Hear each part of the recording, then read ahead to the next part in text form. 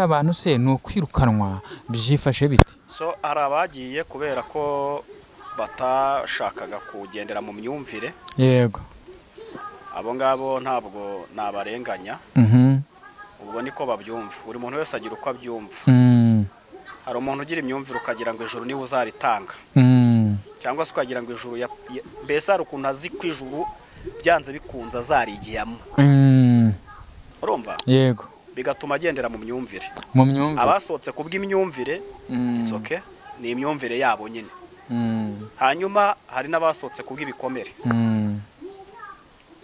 bahuriye nabyo mu nsengero bigumura kugera ku rwego bamwe batangira no gusohoka bakajya gushinga ayabo madini nk'umuriro wa Pentecote bapfuye ngo igikombe ngo banyweragaho mwigabo ikintu kigaburo ngo bamwe bavugaga ibikombe ngo abandi bakavuga igikombe ariko noneho wareba bari kuvuga ngo igikombe ugasanga nabo bari mu myumvire ishaje urumva yo kuba umuntu adafite demokarasi cyangwa se kwishyura ukizana mu itorero bo ugasanga ngo niba mutangwereye ku gikombe kimwe kuko Yesu ngo bangwereye ku gikombe kimwe bigaragaza ko hari abantu barwaye igituntu icyo Imana ivuze akaba ari igitorero rigenderaho kuruta kugendera muri leadership y'umuyobozi ukwiye gushyira ibintu mu murongo bikagenda neza hari abantu bamwe bavuga yuko nga ADEPR ingwamo ikintu bita plank n'amapranka ngo amapranka ngakinwa cyane ngo birenze waba wanze nk'umushumba ugakora pranka y'ubuhanuzi kugira ngo umushumba ave kuri uwo mudugudu cyangwa kuri iyo paruwasi hakabaho pranka y'ubuhanuzi kubera iki pranka avuga ko muri ADEPR ngo yagiye ica ibintu cyane ibintu bikazamba ishyari kwikunda yego gushaka kwikubira uranyumva yego kandi Yesu yaravuze ngo idini nyakuri ni idini zigufasha yego ndetse ishobora kuba yafasha n'abakene n'abatishoboye ariko muri ADEPR hagiye hagaragaramo ikintu kitari cyiza yego cyo kugaragaza ko nta rukundo rubamo rukunze abakristo. Isonga TV kora like ukore subscribe maze ukore kukazogera maze ukomeze kurikirana ibizahita ku murongo w'Isonga TV. Yes, nanone bakunze b'Isonga TV twongeye kubasuhuza tubifuriza amahoro y'Imana no kugubwa neza aho mwamuhereye hose. Tushuje mwe bari mu Rwanda ndetse hanze y'u Rwanda hakurya y'amazi magari ndetse tunabifuriza umwaka mushya dore turi mu mpera z'umwaka.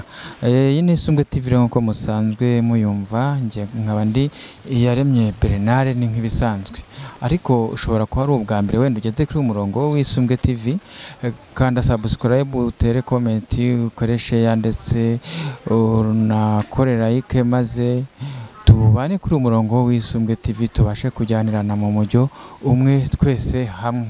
Uyu munsi rero turi kumwe n'umutumirwa nta byinshi namuvugaho kuko ubwe arahibereye. Ngira ngo wibwire abadukurikiye muri aka kanya. Turabashuje mu izina rya Yesu. Amen. Imana ibahe umugisha. Yego. Amazina nitwa Zakariya uretse ko benshi bakunda kunyita Bucyahi. Ko ndi umuhanzi. Ni indirimbo yamenyekanye yitwa Bicyahe. Ni Bucyahe cyangwa se ni Bucyahi? Bicyahe. Bicyahi. Ni nko gucyaha ibibi muri make cyangwa se yereka Imana yampaye. Yego. Nari ndi mu kigeragezo ntari norohewe ariko Imana inyereka ibyo yakubitiye muri Egiputa. Yego. Biravuga ngo gucyaha kwayo kwatumye amagare n'amafarashi bisinzira guhwera. Yego. Rero nicyo cyatumye Imana impa iyi ndirimbo bitewe naho narindi hanyuma ndayiririmba 2017 ariko iza kumenyekana muri Covid. Yego. Muri uyu munsi rero n'indirimbo yanyubakiye izina yanatrendinze cyane hirya no hino abantu benshi barayizi. Ese nk'ubwo wenda uranayivuze uvuze ko anakunzwe cyane nk'uwayishaka yayisanga hehe? Ushaka iyi ndirimbo rero wayisanga kuri Bicyahi TV. Wanditsemo ngo Bicyahi TV wabona. Indirimbo zanjye niho inyinshi ziri. Bucyahe ubwo ni naryo zinafashe niryo ndi bwivugire namwe wadukurikiranye mu byumve. Yumve namwe kandi ngira ngo ngubushe n'izina Bucyahe rikomoka afite ndacano yitwa Bucyahi.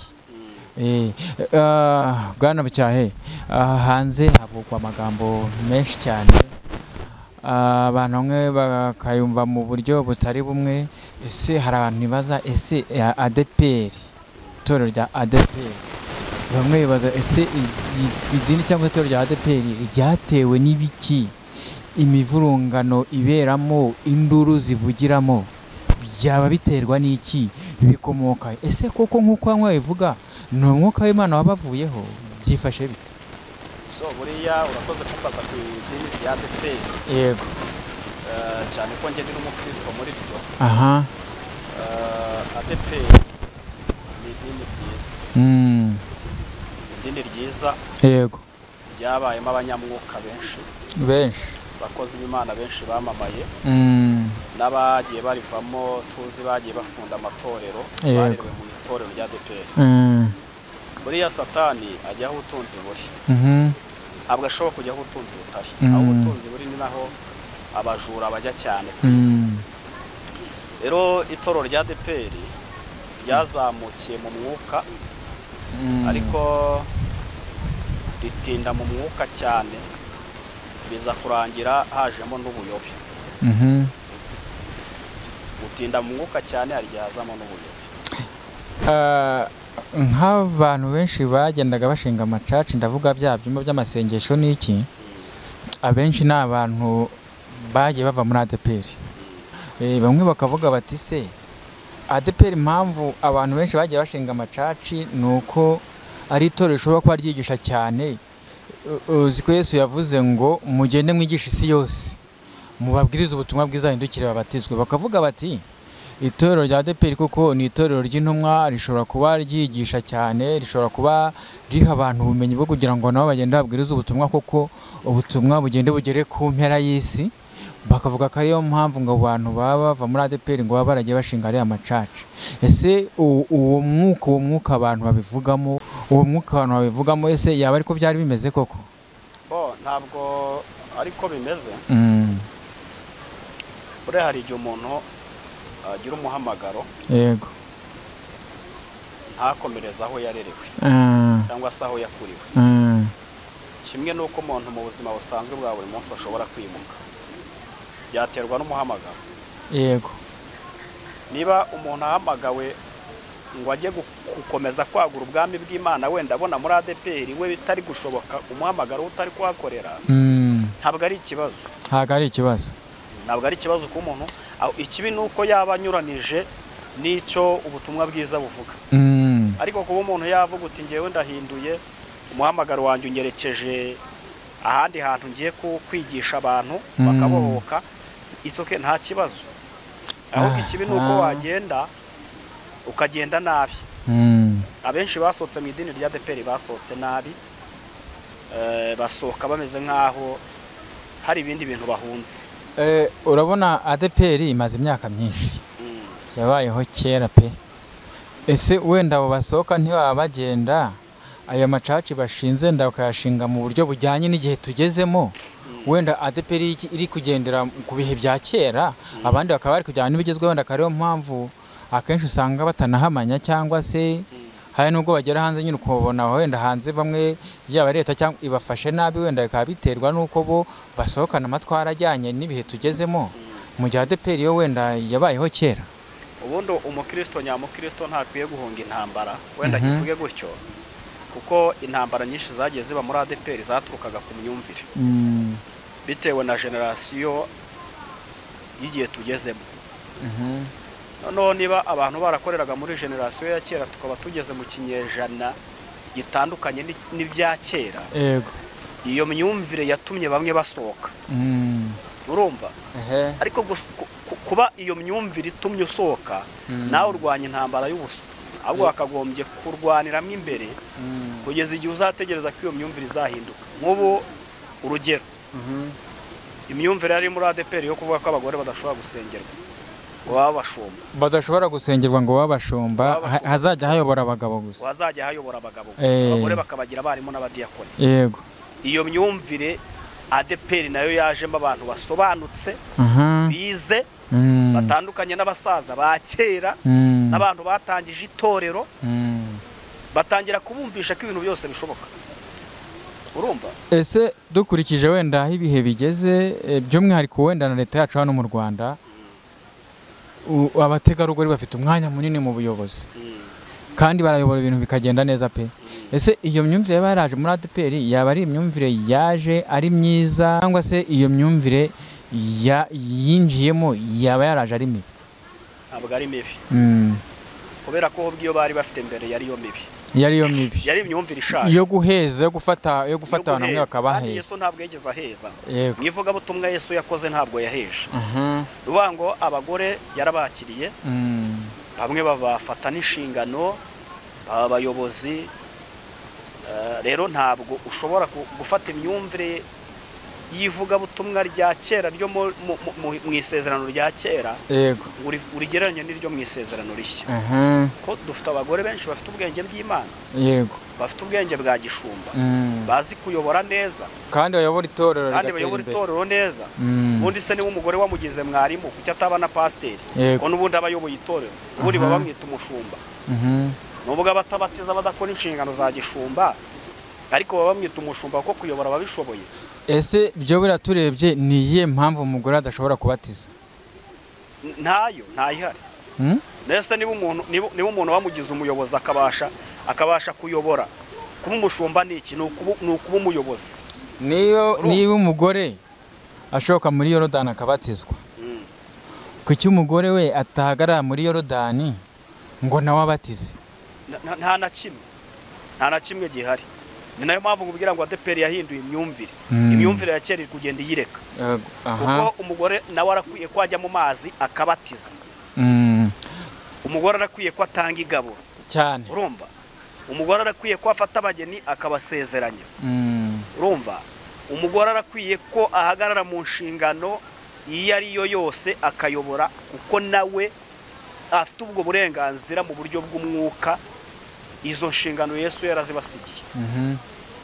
Kandi uretse no mu murimo w'Imana, no muri leta abagore baba minisita, ba president cyane rwose. Bagore oya bayobora n'ibihugu. Se Tanzania ntiyobowe? Nese Tanzania ntiyobowe.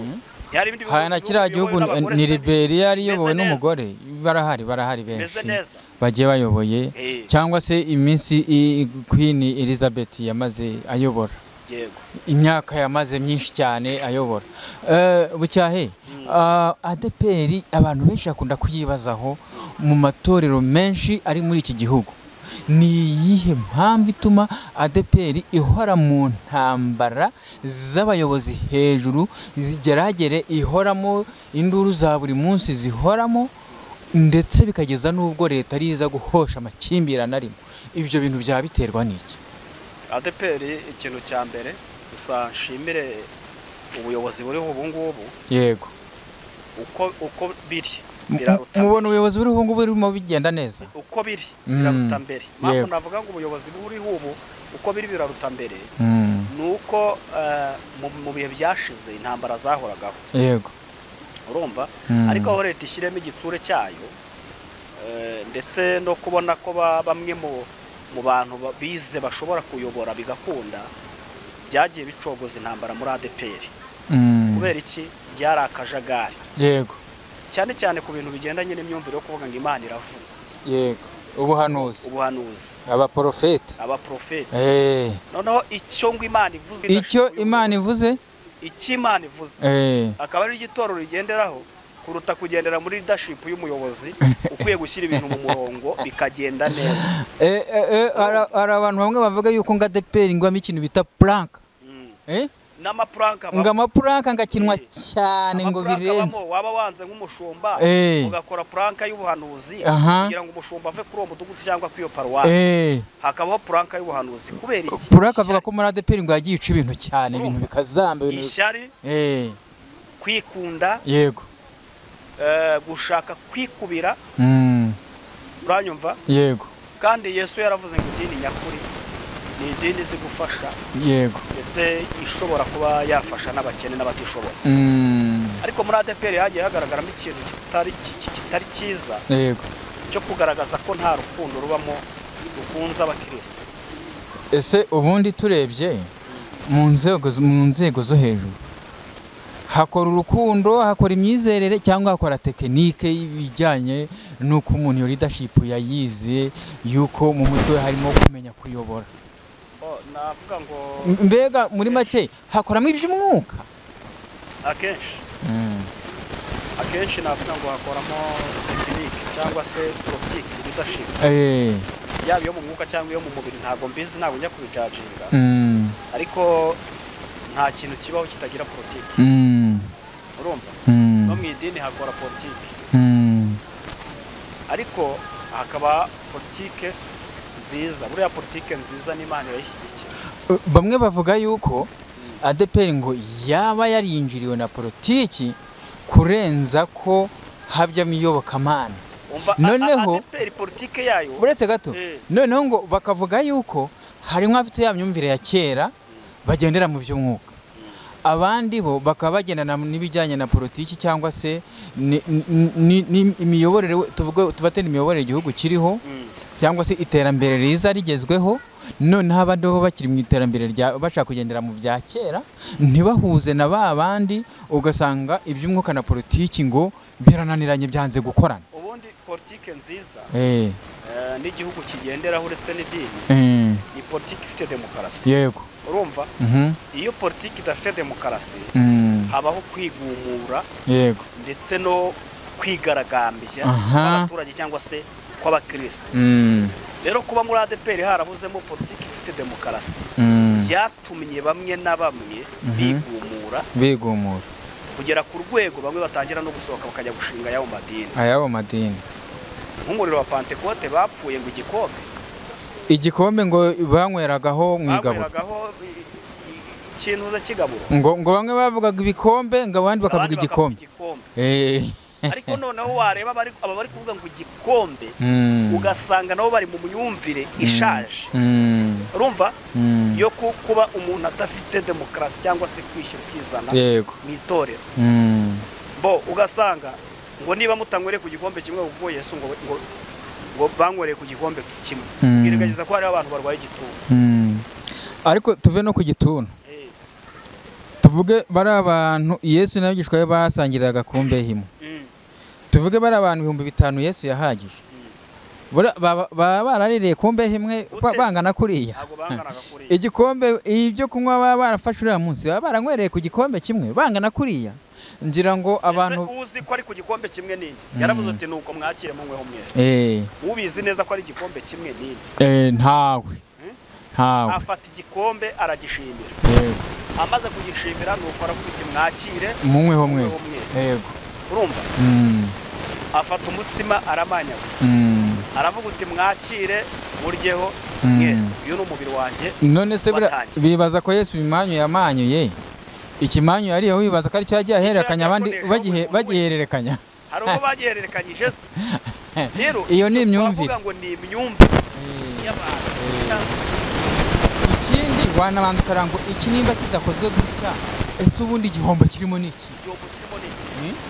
Isi byo ngibyo ubundi bidakozwe ni igice abantu baba bahombye cyatuma induru tuvuga, cyatuma itorero wenda tuvuge nimba ririmo abantu 2,000 bose ngo barifata igikombe kimwe kikabazenguruka.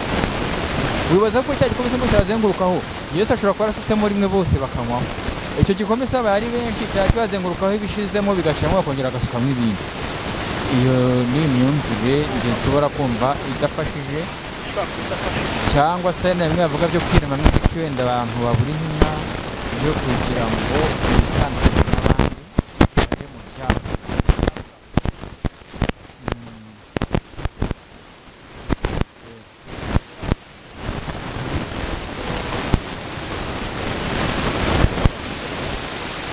Yego,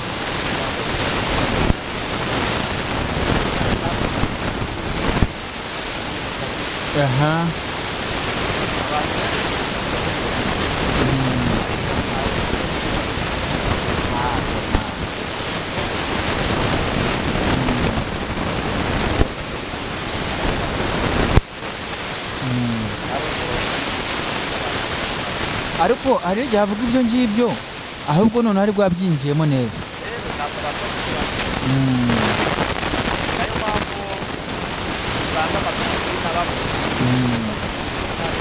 yego abo bagiye byabo aha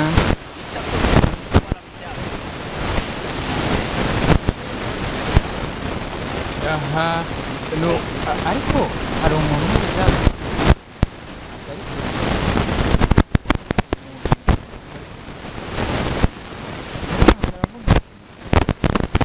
urukora akabaho n'uwarokotse aravuga ese turaba barokotse cyangwa turabarokotse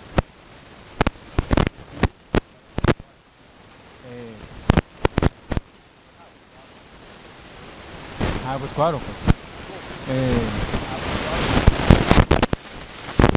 aha rero ngera navuga ati umuntu aracyari kurwana intambara ahubwo ikintu ugomba kumenya ko warokowe ubwo waratabawe mu yandi magambo uwo wakurokoye niwe witwa umurokore niwe witwa umurokore weho wakurokoye weho yarokoye uri iki weho yarokoye uri iki ngewe yarokoye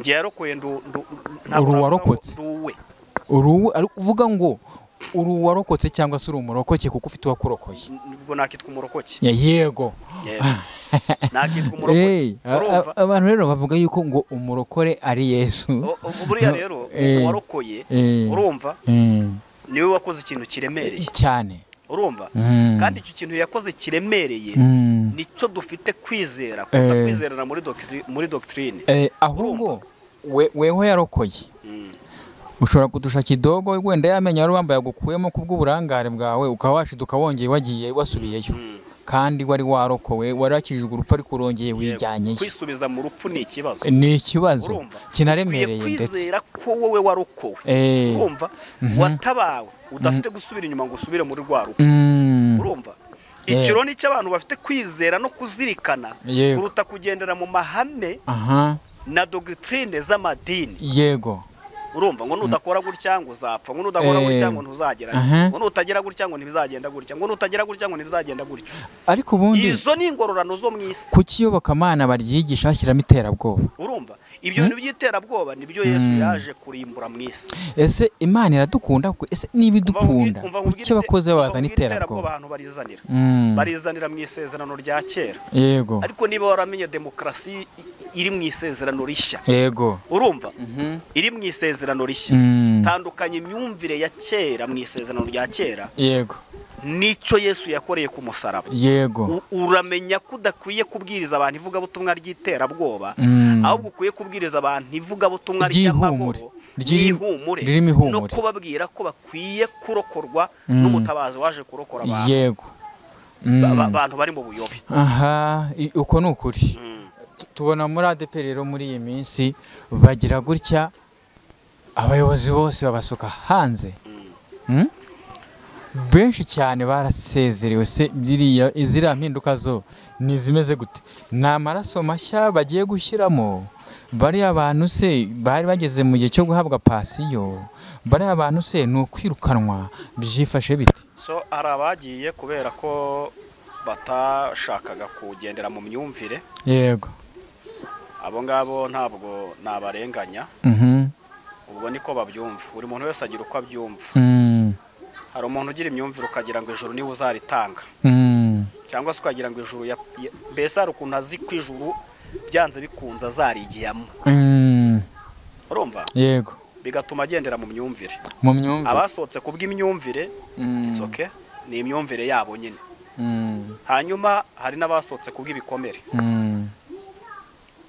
bahuriye nabyo mu nsengero ariko hari akantu kamwe njya nibaza njyewe ku giti cyanjye ariko twumva ngo umushumba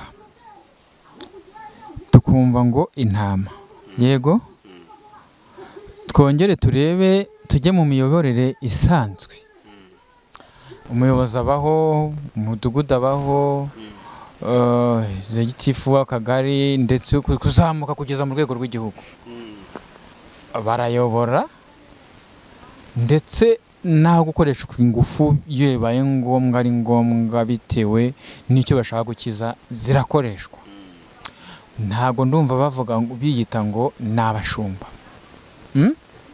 ese ubundi izina umushumba n'intama bishatse gusobanura iki? buriya kuba umushumba byo ntabwo ndi buze kubigereranya, cyangwa se ibintu by'iyobokamana ntabwo ndi buze kubigereranya n'ibintu byo muri leta. Yego. Ko iby'iyobokamana ni iby'iyobokamana n'ibya leta n'ibya leta, kuko Yesu yaravuze ngo ibya Kayisari Kayisari n'iby'Imana mubihe Imana. Rero iby'Imana ni iby'Imana n'ibya leta n'ibya leta. Yego. Kuba umuntu yakitwa umushumba ni isezerano Yesu yasize abwiye Petero, aramubwira ngo Petero ragira intama zanjye, kuko nkugize umutwe w'itorero. Ubundi Petero afite irindi zina ryitwa Kefa, ibuye cyangwa se urutare cyangwa se urutare. Rero kuba umushumba ni isezerano, ni isezerano. Ntabwo najya kubifatanya n'ibya leta. Yego, birashoboka. Ese dufate intama, intama kuva ivutse kugeza ikuze wenda bakayirya. Kubivuga mu migani, ndozi ko ari mu migani. Urazimiza cyane ariko ndazimiza, ariko nawe nazimiza birumvikana. Iyo umuntu abaye umushumba, nubwo wenda Yesu yasigiye itorero Petero, ariko ntekereza ko Petero nawe yari ari mu ntama zandi. Yesu agihari havamo intama nkuru. Bigeyo rwose hashobora kuvamo bigeyo izi gutera umutwe. Ariko ntibiba bivuze ko nayo atari iki, ntibiba bivuze ko nayo atari intama. Ariko abari indongozi, abari indongozi niba iziyoboye, kubera ko izirusha ingufu, yararushije kumenya abandi inzira no kubaza imbaraga n'ubukaka. Mu bintu byatumye Yesu atoranya Petero, yego. Ariko ntabwo bivuze ko iriya ntama ari kirusha izindi, zose ziba ari intama. Ntekereza ko n'umwungeri wazo zose zifata nk'intama. Abana bahagararira abandi, yego, babaho. Icyo kintu ndacyemera. Ariko ntibivuze ko nawe atambaye umubiri, nawe yambaye umubiri. Yaba ari umushumba bivuze ko atambaye umubiri, nawe yambaye umubiri, yanakosa. Ako kantu rero, yanakosa. Ako kantu uvuze rero, kuba yambaye umubiri yakosa, ariko kandi ntabwo nubwo umushumba yakosa, yego, wowe uri hasi ntiwamutera umutwe, ahubwo ahindukizwa n'undi umuri hejuru mu rugo. Ese ako kantu ubwo ntabwo kabamo ka kantu bajya bita inarijye? Oya, si inarijye. Ahubwo hari igihe umushumba akosa akabona guca bugufi imbere y'abana cyangwa se imbere y'intama, uri buze gusenya, uri buze no gutanga urugero. Kongera numva bavuga se ngo ushaka kuba mukuru, ngo ushaka kuba mukuru agira ate? None se rega, yego, ubu Namani yayoboraga ingabo atari nzima, warwaye. Yaziyoboraga ari nzima ariko warwaye. Pawulo yasengeraga abantu bagakira atarwaye ijisho, byaranze gukira. Wakoraga no ku mwenda wa Pawulo gakira, yego, ariko wijisho ryanga gukira. Ibyo barabimusekeraga, ibyo barabimurwanyiriza. Ariko yajya imbere y'Imana akayibwira uti kuki nsengera abantu bagakira, kuki mbohora abantu bagafashwa, njyewe ijisho ntirikire. Yesu akamubwira uti rero ubuntu bwanjye buvuze gute, buraguhagije. Irinde kwigira mu bantu uyoboye, cyangwa se ngo niba bivuga ngo nawe wumve ko